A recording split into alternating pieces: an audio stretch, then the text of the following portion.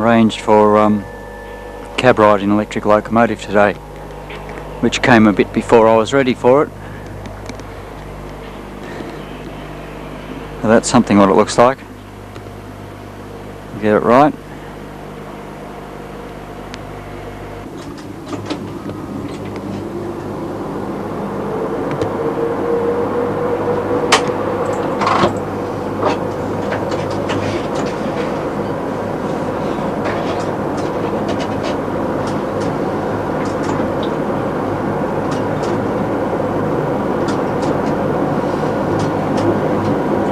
Fahrt ihr doch eklig, ne?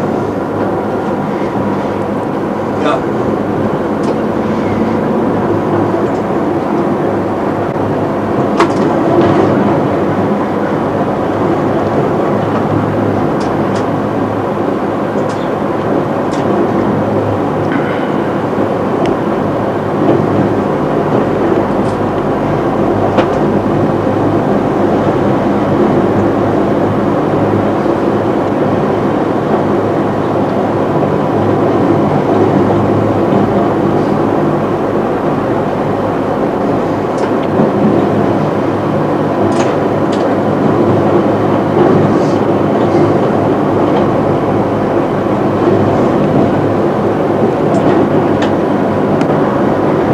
The speed limit for the moment 60 k's.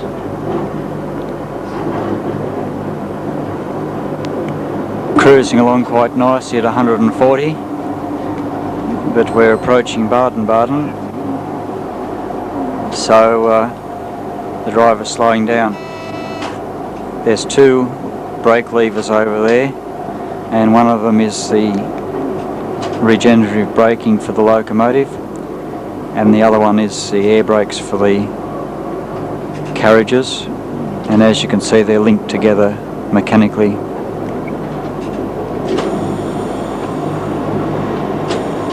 I've seen it. It presses a button. They have also sound. Yeah, what was that for now? Huh? What was the button for? For the yellow warning signal. Oh, to acknowledge the yellow. Yes. Uh-huh, yeah.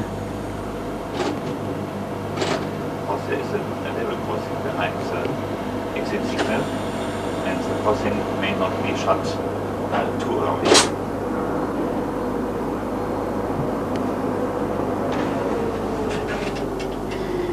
Kills all the blowers while we're sitting here. The book shows, I don't think it'll focus, the book on the left shows the normal running times, arrival and departure time from the stations. The book on the right shows any alterations to normal running because of track work or any other speed restrictions. This is the speed book, and you can see we just went from Rastatt to Baden-Baden, and the speed is 140. Just around Rastatt it was 110, and before that 120. We're going on to the next page in a moment, and you can see it's all 140 down through there, little spot of 80.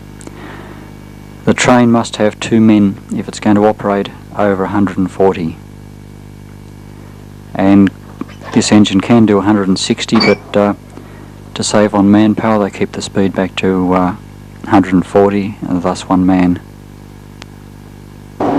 Before setting off, the carriage conductor gives the driver this piece of paper, and it gives him the information on train size.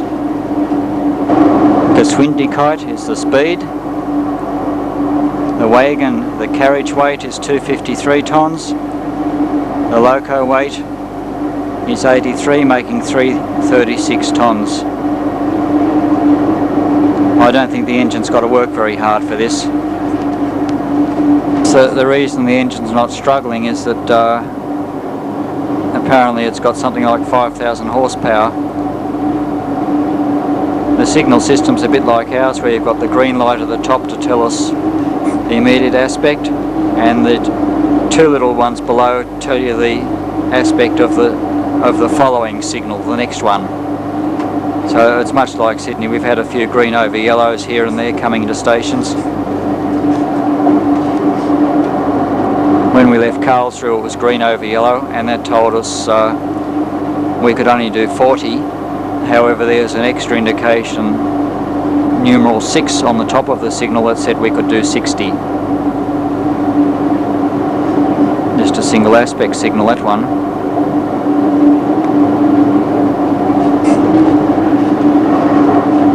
Yeah, cruising along nicely, get 140 to focus in.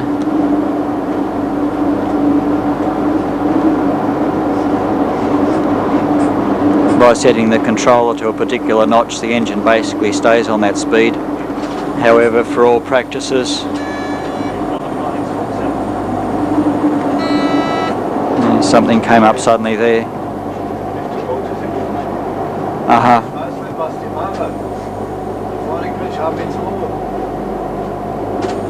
Apparently we've got to go into the loop.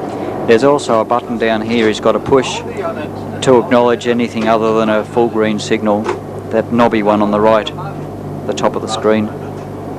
The top of the signal, which says we can leave the loop at 80, and we're in the loop because of single track working on this section ahead. Automatic bi-directional track, this one, so like the Wollongong thing. But it only took a few seconds to change the points after the other train had cleared the junction.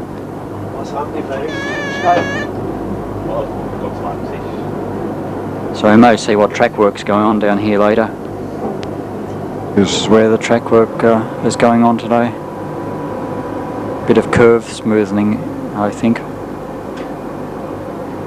Plus we've got a red signal. Back further, we only had the two diagonal signals, both at red.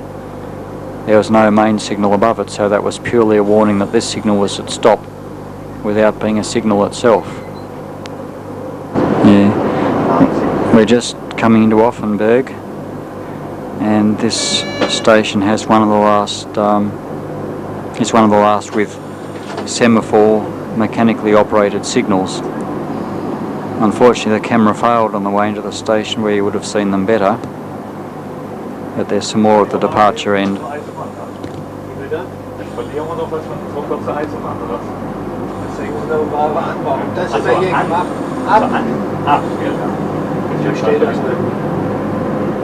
Wenn wir wiederkommen, hängen wir Ware an, gell? Da haben wir 10 Minuten so was hier, meistens wird später. Also ich verstehe das nicht, warum die Ware nicht durchlaufen lassen können. Ja, stimmt.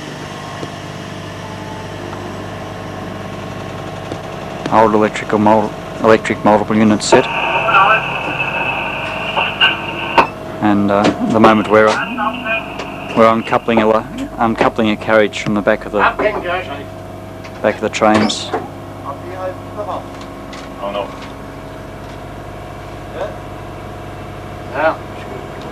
New driver, by the way, from here.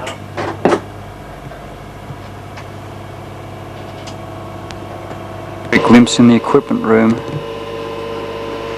It's pretty hot in there. Sort of hot electrical smell.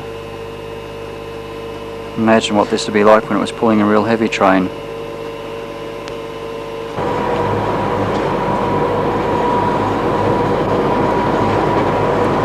We might get another chance at Freiburg for the old signal.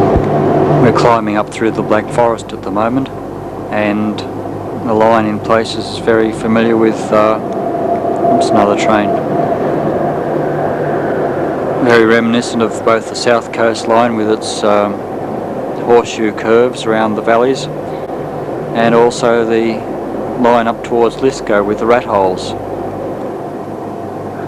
This line's also set up for bi-directional running, and just like the Wollongong line, has facing and trailing crossovers every now and then.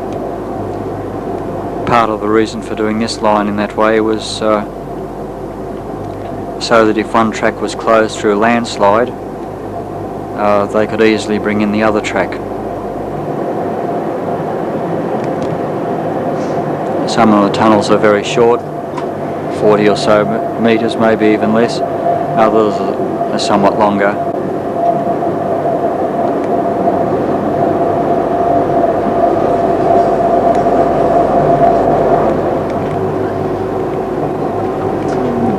crossovers are on a curve this time, but again just the space between a couple of tunnels. One thing the driver can do, he apparently sets the main controller in a low notch, and up on the wall there's a little starting handle, and when he gets a signal to go, he can start the train notching up from there. Gets it going, shuts the window, sits down,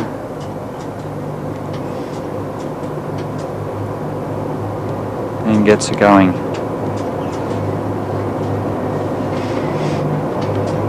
I should have pointed out also that Volta has been involved in the signalling of this line, and of course he's very familiar with it.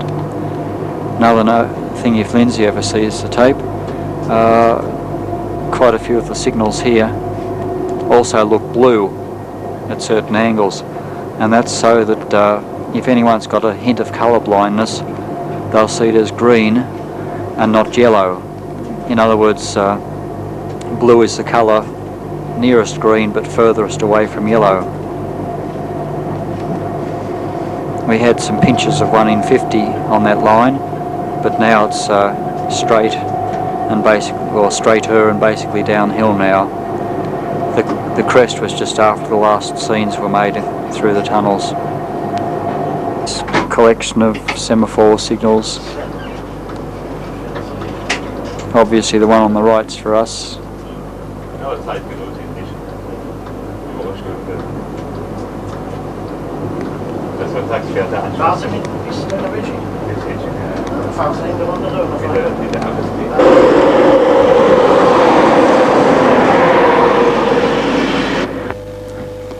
Well, after a brief stop for dinner, an hour or so, all of a sudden the sun's out and we're in a modern rail motor similar to the one you saw from the signal box yesterday. It's a one-man train, literally, and the driver will sell tickets if necessary. I think we're just waiting for the road. We just had a pass of a similar train, but of course the recorder failed to work, didn't it?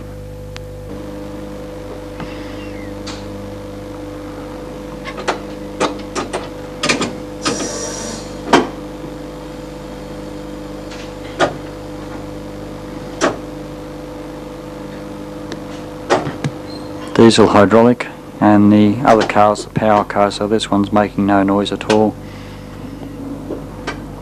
You see the driver's rear vision mirror, which popped out when he stopped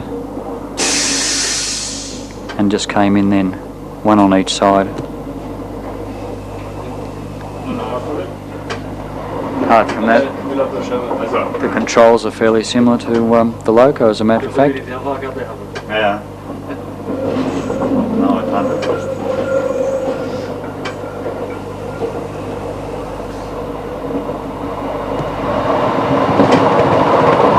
Little valleys on this line with bridges, and in fact the line weaves around quite a bit, much like Australian branch lines and main lines. Very good track work and steel sleepers for quite a portion of the way so far anyway. Speed is... yeah, speed's 80, it doesn't feel like it, but I'm sure it's correct. And that's the train we just got off. Moving away already. And we're on a red electric engine. A bit more vintage than the old one, than the last electric. I guess you all realise it's not a steering wheel.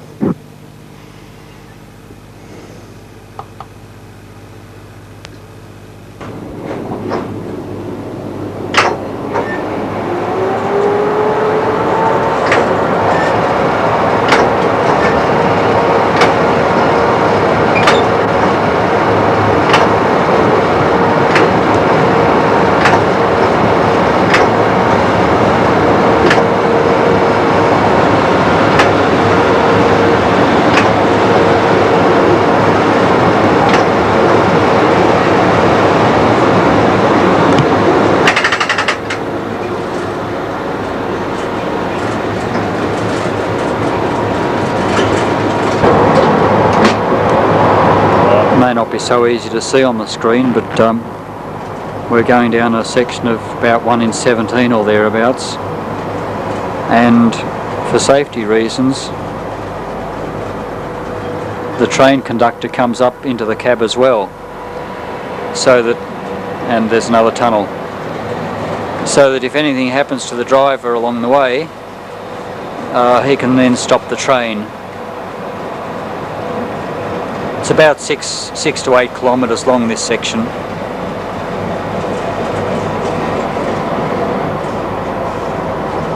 You sort of feel the train biting into the curves, and just back there you could see where they've been replacing rail. Speed is just over 40. This is all through the Black Forest, by the way, this trip today, Black Forest and area in... I think you might have heard Walter say there's a big viaduct coming. Ah, yes, yes. Possibly a bit longer than Stanwell Park and single track. So there come a station with a little to normal grade and then steep again. Aha. In case you didn't hear, the track levels out for this little station and then back down the dipper. Possibly you'll be able to see the gradient from here. Rest my elbows on the shelf here.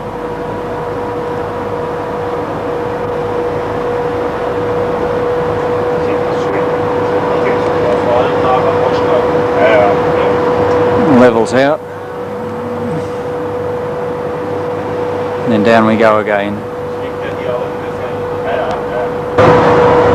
Yeah, the last little station the gradient only eased, but this one it actually flattens right out.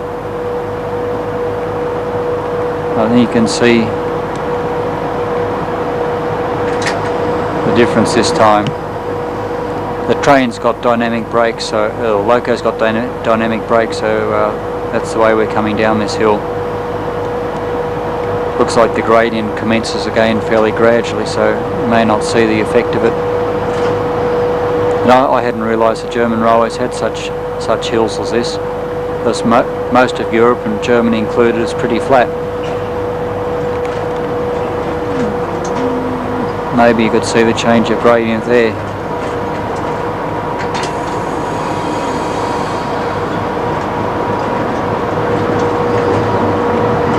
As for the Loco,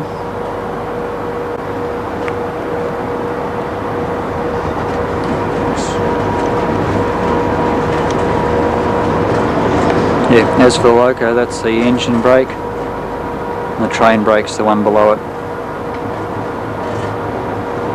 The dynamic brake is the brake in the driver's right hand there.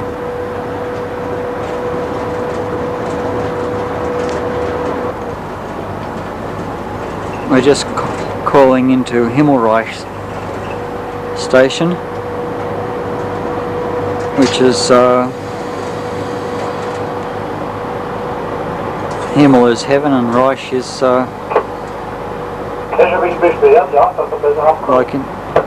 like in the Third Reich.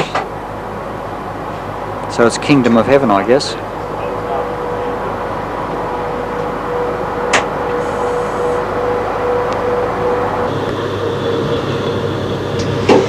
In the foreground, the counterweights for the signals.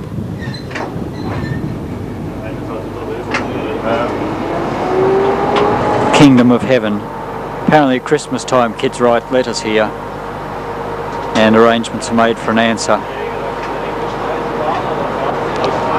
A few more little details about the engine. As it's AC, there's no need for series parallel or anything. All the acceleration's done by tappings from a transformer. Also, when the driver puts on the brakes, the grey one, which I think you'll do in a moment, when he brings on the air brake, you can see the dynamic brake handle moving around at the same time. So you get dynamic brake on the engine and air on the carriages. And this is where we hop off.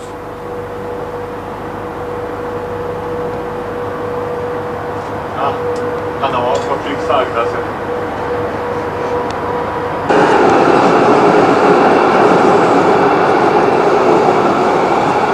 A brief interlude from our trains today. We stop at Freiburg in Breisgau, where there's tempted to call it a little tramway. Well, I suppose it is for a city of 100,000 people or so. Well, we're on our way back home to Karlsruhe now, intercity loco. One of the ones that's dark red and cream. Now, we're doing about 165. That's the fastest we're allowed to do without special inductive cable for the signalling. If engine goes much faster, it will automatically put the brakes on until the speed falls.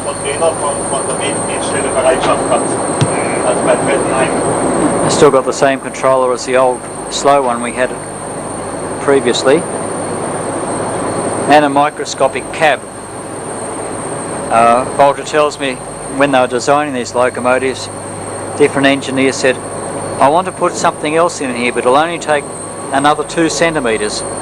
And somebody else said, well, I need an extra 3 centimetres more for something else. And they kept on making the cab smaller and smaller and smaller, and this is what we end up with. But after they built 100 or so of these machines, they made the whole engine a little bit bigger and brought the cabs up to a reasonable size again. The second man's up the back having a cup of coffee because Volta and I are up here, I guess.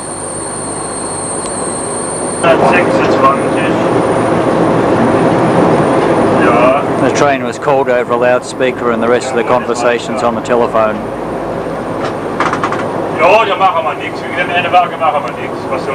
I was a bit slow for that, but there's a turnout for 200 kilometres per hour because we generally agreed to carry on to Mannheim where this new section of track's open. There's an inductive cable. I don't know if you can see it between the tracks there, right in the middle. That gives special signals to the train and allows it to go to 200.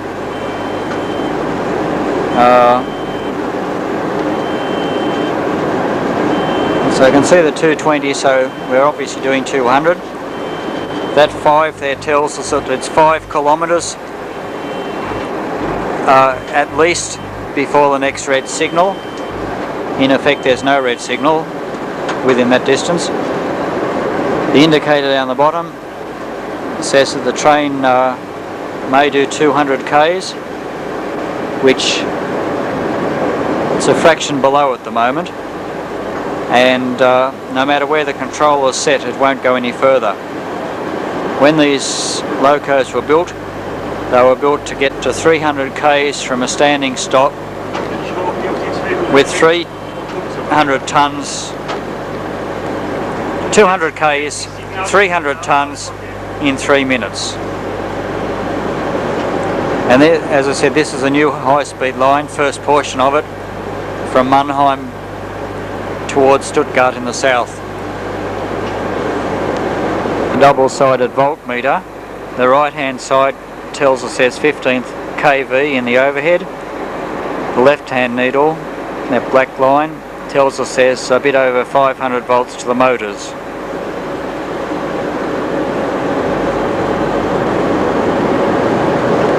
Unfortunately, it's getting a bit late. It's about 8:15, but I think it's worth it.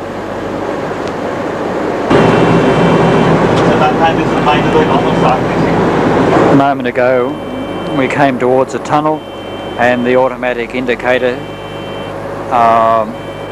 gradually brought the train speed down so that when it entered the tunnel, it was doing no more than 160. We're now getting near Mannheim, and again the automatic brakes are taking over to reduce the train down to 100 as indicated in the meter, the LED readout in the bottom of the speedometer. The controller, however, is still on full, but that doesn't matter. And thus, as we gradually come to Mannheim, the speed will come down automatically. The driver's just cut off.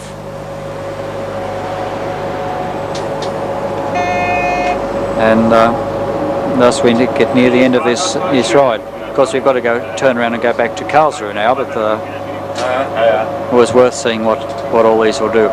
Obviously the driver's taken over manually, and he's going to bring it into the platform himself. In fact, the inductive loop inductive wire seems to have stopped between the tracks, so he's got to do it manually.